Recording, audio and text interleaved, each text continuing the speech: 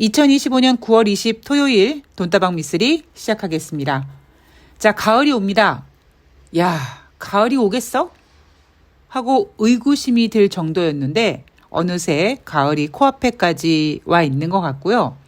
아침 저녁 선선한 바람 속에 이제 미쓰리도 정신줄 잡기 시작했습니다. 자, 오늘 돈다방 미쓰리는요. 돈다방 미쓰리를 오랫동안 들으신 분들은 몇 번 들어보셨을 법한 이야기고요. 최근 돈다방 미쓰리를 들으신 분들은 저런 일이 있었어? 라는 이야기를 해드릴 겁니다. 왜 미쓰리가 저 얘기를 하지? 라는 부분에 있어서는 제가 뒷부분에 가서 여러분들이 무릎을 탁 치고 그래서 미쓰리가 저 얘기를 했구나 라고 느끼실 겁니다. 2008년도 8월, 9월 그 당시 미국의 금융위기가 발생했습니다. 이미 저는 2008년도 5월 달부터 제 인생이 나락으로 빠지기 시작해서 2008년도 금융위기가 실질적으로 그렇게 크게 느껴지지 않는다는 이야기 몇 번 해드렸잖아요.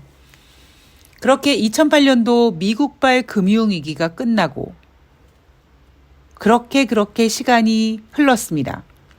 저는 2008년도 5월 달에 인생의 나락을 맛보고 그렇게 시간이 흘러 저는 증권사를 그만두고 경제방송인의 길을 새롭게 가기로 결정을 했을 때였고, 그 당시 월가에서 일하던 아는 지인과 제가 이제 오빠라고 불렀는데, 제가 이렇게 오빠 하는 거 보니까 김건희와 저와 결이 좀 같긴 한 것 같습니다.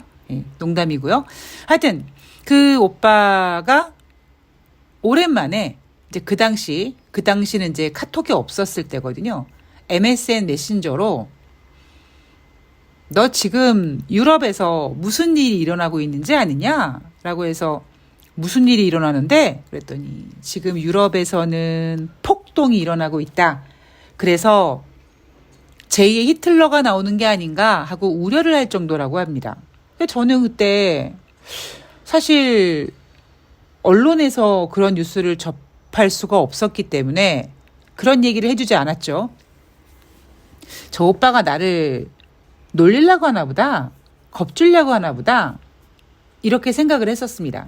그러니까 그 당시는 어땠냐면 2008년도 금융위기가 터지고 미국이 한번 홍군형 나게 한번 힘들었다가 점점 이제 바닥을 찍고 회복하고 있는 단계였어요.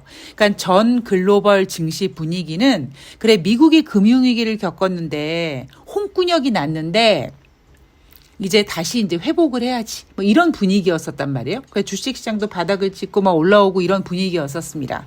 대한민국 같은 경우에는 그 당시 스마트폰이 막 만들어지면서 막 그 스마트폰에 들어가는 뭐 터치 스크린이라든가 뭐 기타 등등의 부품 관련주들이 막 관심을 받기 시작했을 때였어요. 일부 종목들, 일부 업종들은 이미 굉장히 많이 올라가기 시작했던 때이기도 하고요.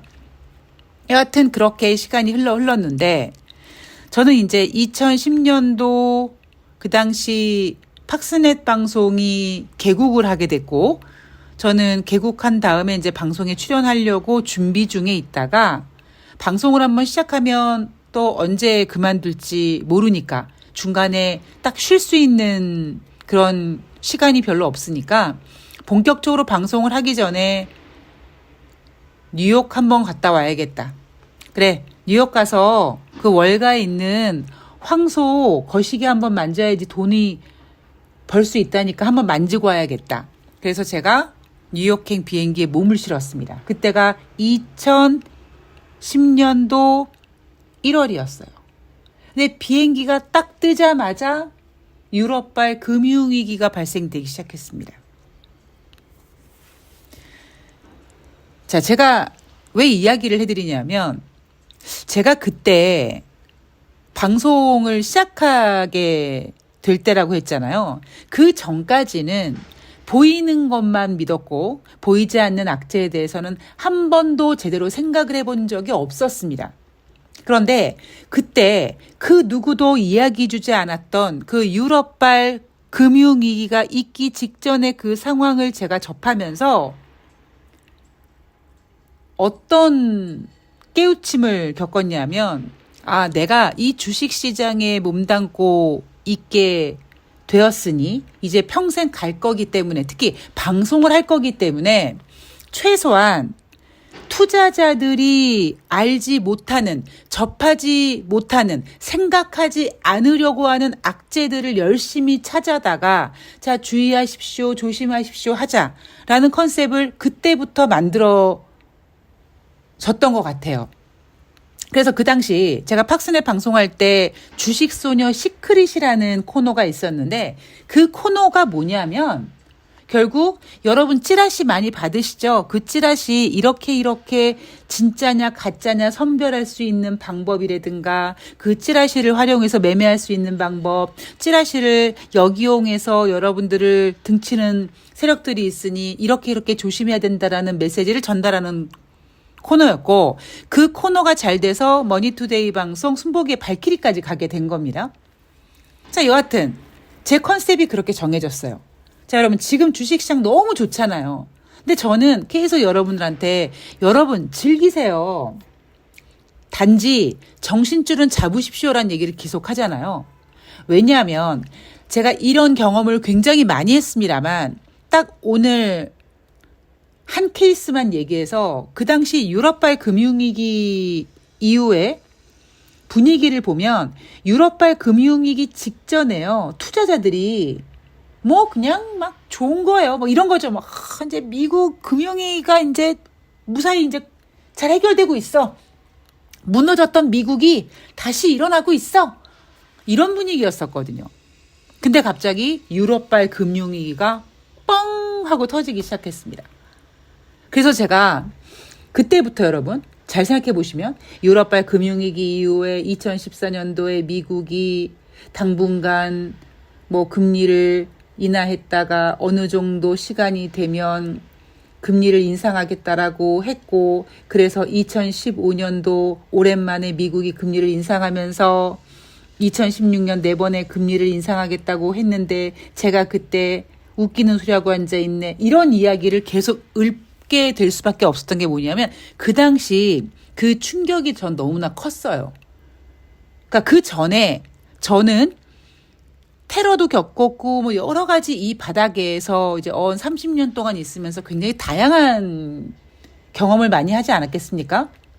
하물며 코스피, 코스닥 전 종목을 다 매매해봤던 사람인데, 근데 어찌 보면 제 인생의 주식시장에서 내가 앞으로 이렇게 주식 투자를 해야지라고 생각하게 된 기점을 뽑으라면 저는 그때였던 것 같아요.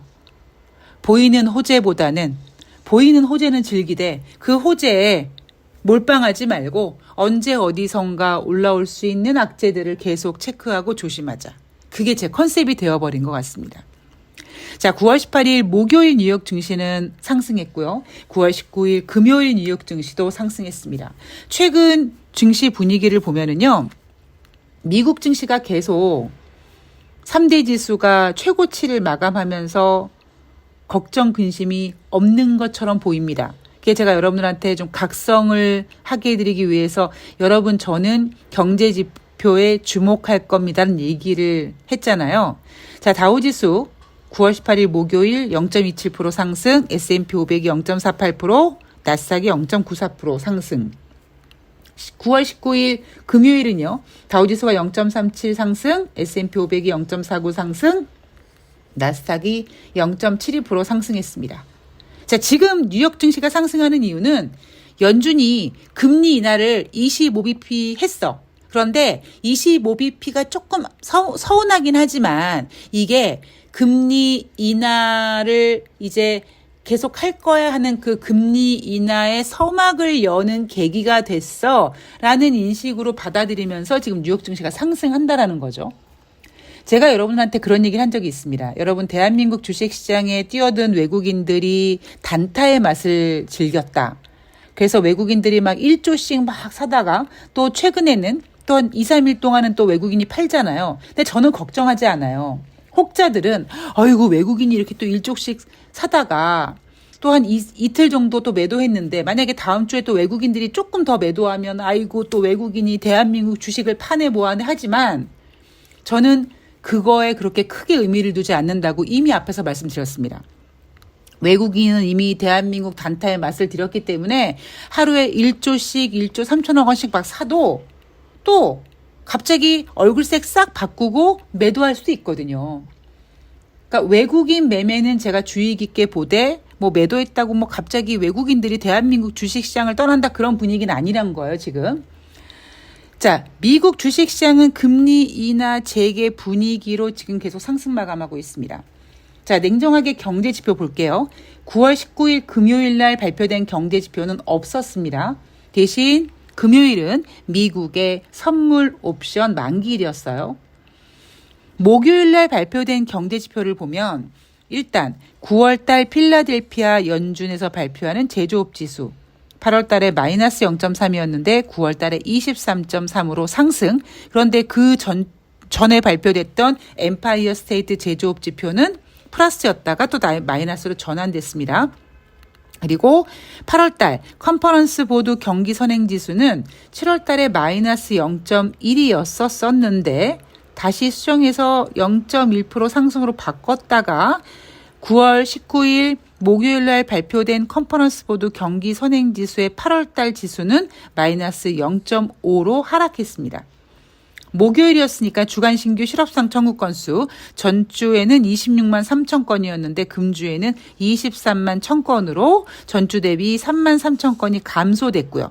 그래서 제가 주간 신규 실업상 청구 건수는 30만 건이 기준인데 이게 언제 30만 건이 가느냐도 중요하지만 얼마나 가파르게 움직이느냐.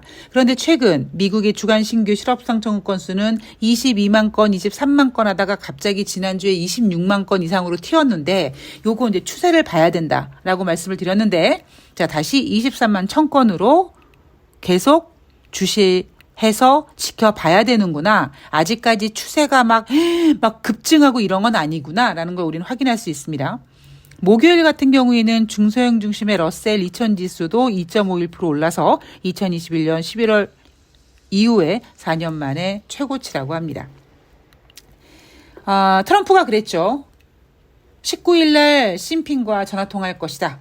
그래서 19일 날 시진핑과 전화통화를 통해서 2025년 경주 에이펙에서 만나자. 미중 관계 개선 기대감도 지금 미국 주식시장 상승에 기여를 합니다. 자, 미국만 보면 미국 뉴욕 증시를 보면 일단 뭐 필라델피아 연준 제조업 지수 이런 거 다 경제 지표는 뺍니다. 혹할 수 있는 재료들. 금리 인하 재개 가능성, 이제 금리 인하의 어떤 서막을 열었다라는 기대감을 이야기해주고 있고 무역관세 관련돼서 시진핑과 트럼프가 통화를 잘하고 있다라는 점 굉장히 좋은 것만 여러분들에게 보여줍니다. 그런데 여러분 8월 29일 금요일 뉴욕 증시를 보면 그 당시 3대 지수가 하락 마감했고 나스닥이 1%대 하락을 했습니다. 8월 29일이에요. 한 달 정도 전이었습니다. 한 달 전에도 여러분 분위기 그렇게 나쁘지 않았잖아요. 제가 작년 8월 달에는 조심하세요라고 했지만 올해 8월은 나투데이다라는 이야기를 종종 할 정도로 8월 달 분위기가 나쁘지 않은 상태에서 갑자기 8월 29일 금요일 날 뉴욕 증시 3대 지수가 하락을 하는데 재료가 뭐였을 것 같습니까? 바로 갑자기 중국의 전자상거래 알리바바가 차세대 인공지능 칩을 자체 개발했다라는 뉴스가 나와서 엔비디아가 하락했고 뉴욕 증시가 하락했습니다. 제가 이날 방송에서 뭐라고 얘기했냐면 여러분 이제 하루 이틀 지나가면 에이 중국이 자체 개발 칩 개발했는데 아직까지 실력이 안 돼. 아직까진 그래도 아직 수준이 좀 떨어져. 이런 얘기 금방 나올 거라고 했고 미쓰리의 예상대로 그 이야기가 나옴으로써 이 이슈가 좀 사그러들고 다시 분위기가 호전됐죠. 제가 하고 싶은 얘기. 갑자기 뜬금없이 전자상거래 알리바바가 차세대 인공지능 칩을 자체 개발했다라는 뉴스 어느 날 갑자기 튀어나왔습니다. 물론 이 재료는 미쓰리가 이제 이거 2, 3일 지나가면 아직 수준이 안 돼요라는 이야기 나올 거다라고 굉장히 가벼운 악재였지만 이런 악재들은 언제든지 우리의 뒤통수를 칠 수 있다는 거죠. 그래서 저는 9월 19일 금요일 뉴욕 증시 마감 현황 상승 마감한 것에 대해서 안주하지 않고 자, 유럽 증시를 한번 보도록 하겠습니다. 저는 제가 여러분 작년에는 8월 달에 여러분 경기 침체 조심해야 될 것 같다라고 저의 징크스를 얘기하면서 미국의 금융위기 이야기를 중점으로 했다면 제가 최근에는 유럽 이야기를 자주 한단 말이에요. 오늘도 방송의 서막을 유럽발 금융위기로 시작을 했습니다. 자, 프랑스 신용등급 강등됐고요. 물론 프랑스의 신용등급 강등이 갑자기 주식시장에 크게 악영향을 끼치는 건 아닙니다만 우리는 지금 미국 연준이 금리 인하를 재개하기 시작해서만 보다 보니까 다른 나라에서 뭔 난리 브루스가 치는지 우리는 지금 모르고 있단 말이에요. 그런데 뉴욕 증시는 상승 마감했는데 이날 유럽 증시는 범유럽 지수가 0.16% 하락했어요. 뭐 크게 하락한 건 아닙니다. 저는 지금 여러분을 겁을 주려고 하는 게 아니에요. 제가 여러분들한테 하려고 하는 메시지를 잘 들으셔야 됩니다. 자, 독일 증시 0.15, 영국 증시 0.12, 프랑스 증시 0.01% 하락했습니다. 뭐 그렇게 미쓰리 유럽에서 무슨 일 생기는 거야? 그런 건 아니에요. 그러나 우리가 연준의 금리 인하 재개만 보지 말고 그들이 보여주지 않는 이야기를 계속 주목해야 된다는 겁니다. 프랑스 신용등급 강등됐고 9월 19일 같은 경우에는요. 영국 통계청이 올해 4월부터 8월까지 영국 정부가 빌린 돈의 규모가 약 한화로 158조 원이라고 합니다. 8월 달에만 전년 동월 대비 9.2%가 증가했습니다. 그래서 올해 다가오는 11월 26일 발표할 예산안을 통해서 증세를 해야 될 것 같다라는 영국의 증세 가능성도 지금 시장에 유럽 증시에 영향을 끼치고 있습니다. JP모건이 이런 경고를 합니다. JP모건 자산운용 글로벌 시장 전략가가 4월과 같은 급락 가능성에 대한 제시를 합니다. 조심해야 돼 이런 얘기를 합니다. 자, 무엇을 근거로 그러느냐.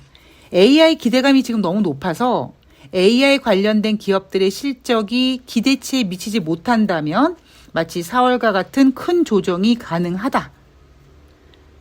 자, 미국 증시는 추가적으로 상승할 수 있는 그 여력은 조금 제한적일 것 같고 대신 유럽은 재정 확대 정책, 일본은 지배구조 개혁, 신흥국은 저평가 매력으로 오히려 미국보다는 유럽이나 일본이나 신흥국이 좀 매력적일 수 있다라고 얘기하면서 지정학적 리스크보다는 기술주 실적의 점검에 무게를 두고 리스크 관리가 필요하다라고 합니다. 그러니까 JP 모건은 이거죠. 지금 뉴욕 증시가 이렇게 올라오는 이유가 물론 금리 인하도 있지만 AI에 대한 기대감이 있는데 AI 기대감 지난번에 여러분 엔비디아 실적 발표할 때 기억나십니까? 실적 좋았어요. 나쁘지 않았어요. 그런데 오히려 시장에서는 야이씨 그렇게 좋을 기대감을 갖고 있었으면 엄청난 서프라이즈 실적을 발표해야지 그게 뭐냐 이런 분위기가 있었었거든요. 이제 우리는 또 실적 어닝 시즌을 기다리고 있기 때문에 여전히 기대감을 가지고 있는 AI 관련된 기업들, 기술주들이 시장에서 기대하고 있는 그 이상의 무언가를 내놓지 않는다면 실망감 때문에 주가가 조정을 받을 수 있다는 거죠. 그리고 미국 주식시장은 금리 인하 기대감과 AI 성장 기대감으로 끌어왔다면 고점의 부담이 있으니 유럽은 재정 확대 정책, 일본은 지배구조 개혁, 신흥국은 저평가 매력으로 그런 나라들이 훨씬 더 매력적이다라고 얘기하고 있습니다. 근데 저는 약간 생각이 다릅니다. 물론 JP 모건의 경고도 우리가 중요하게 들어야겠습니다만 꼬리가 몸통을 흔드는 그러니까 미국은 금리 인하 재개됐고 금리 인하의 서막이 열렸으니 좋을 거야 이런 분위기에 빠져서 미국 증시가 상승하고 글로벌 증시가 미국 증시 따라서 올라가지만 그 어디선가 꿈틀꿈틀꿈틀하던 악재가 몸통을 뒤흔들 수가 있습니다. 그리고 그렇게 쉽게 흔들릴 수밖에 없는 이유는 그만큼 지금 가격이 높게 올라오다 보니까 고점에 대한 인식도 있으니까 악재가 튀어나왔을 때 투자자들이 어이구 하고 더 놀랄 수 있거든요. 오늘 돈다방 미쓰리 9월 18일 목요일, 9월 19일 금요일 뉴욕 증시 마감 현황 짚어봤습니다. 오늘 주요 포인트는 뉴욕 증시가 올랐다. 이게 중요한 게 아니라 뉴욕 증시 상승 마감에서 보여주지 않는 경제 지표까지 읽었고 분위기 좋았을 때 갑자기 뜬금없이 알리바바에서 AI 반도체 개발을 해서 증시가 빠졌다는 악재도 다시 리뷰를 해봤습니다. 그거는 미쓰리가 2, 3일 뒤에 그거 수준이 안 좋아요 란 이야기가 나올 거다라고 할 정도로 굉장히 작은 악재였지만 어쨌든 나스닥은 1% 이상 하락했고 시장은 움찔했습니다. 단순히 우리가 미국 연준의 금리 인하의 어떤 서막에 목숨 걸지 말고 보이지 않는 악재들까지 잘 찾아서 체크를 하면서 앞으로 연말까지 주식시장을 잘 이겨내야 된다고 생각합니다. 제가 그랬죠. 8월달 나투데이입니다. 그러나 연준이 하지 않은 저 밀린 숙제가 시장을 한번 물갈이할 것이고 그게 연말로 갈수록 물갈이에 압박을 받을 것이고 그게 제 개인적으로는 대한민국 추석 연휴 때 좀 그랬으면 좋겠다는 생각을 갖고 있다. 개인적으로는. 그러나 어쨌든 10월일지 11월일지 12월일지 아니면 2026년 1월일지 모르겠습니다만 여하튼 밀린 숙제에 대한 대가는 반드시 치르게 돼 있다. 대신 어떤 재료로 대가를 치를지 우리가 계속 면밀히 체크하면서 리스크 관리도 하자라는 이야기를 오늘 해드리고 싶었습니다. 자, 돈다방 미쓰리 이제 정신줄 잡고 있는 미쓰리가요. 이제 다시 달릴 준비를 하고 있고요. 제가 그랬죠. 굉장히 중요한 타이밍에 오고 있습니다. 중요한 타이밍이란 미쓰리는 주식시장이 빠져야 돈을 버는 사람이기 때문에 제가 이제 정신줄 잡는다는 얘기는 이제 매매를 해야 될 정도로 주식시장이 이제 조정을 받을 가능성을 열어놔야겠습니다. 자, 거기까지 포함해서 앞으로 열심히 달려보도록 하겠습니다. 자, 저는 오늘 방송 마치고요. 내일 9월 21일 일요일 날 다음 주 9월 22일부터 26일까지 한 주 동안 증시에 대한 체크포인트 정리해서 찾아뵙도록 하겠습니다. 환절기 건강관리 잘 하시고요. 저는 내일 방송에서 뵐게요. 고맙습니다.